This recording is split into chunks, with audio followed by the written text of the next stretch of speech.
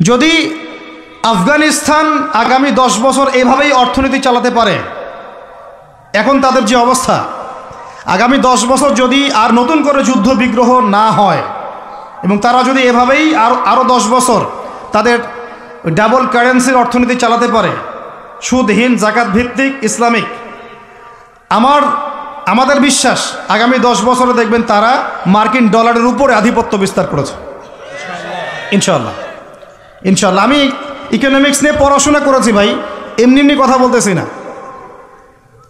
অনলাইনে যারা আপনাদেরকে এইসব তালগোল মার্কা কথাবার্তা বুঝায়, যে কাগজের টাকা নিয়ে উল্টাপাল্টা কথা বলছে, ইলেকট্রনিক মানি নিয়ে উল্টাপাল্টা কথা বলতেছে, বিটকয়েন ক্রিপ্টোকারেন্সি নিয়ে কথা বলতেছে উল্টাপাল্টা, ভাই এগুলো আমরা জেনে বুঝে কথা বলতেছি, জেনে বুঝে পড়াশোনা করে এগুলোর উপর আমরা থিসিস করেছি ইউনিভার্সিটিতে, এগুলোর উপরেই।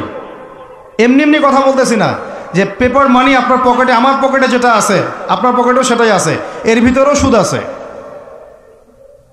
ইলেকট্রনিক মানি যেগুলো আমরা ইউজ করতেছি এগুলোর ভিতরেও সুদ আছে, অল্প হোক আর বেশি হোক।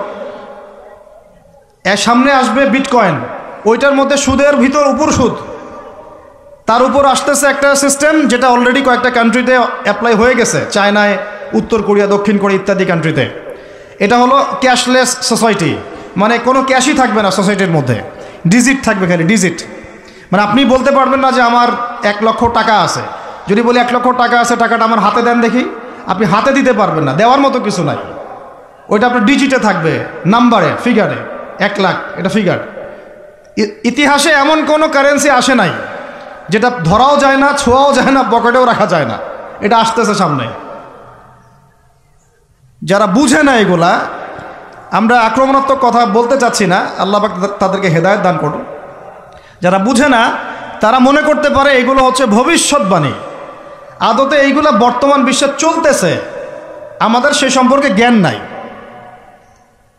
আমরা অনেকেই ক্যাশলেস সোসাইটি প্রতিষ্ঠার চেষ্টা করতেছি, এটার মধ্যে যতটুকু কল্যাণ আছে না, তার চেয়ে বেশি অকল্যাণ আছে।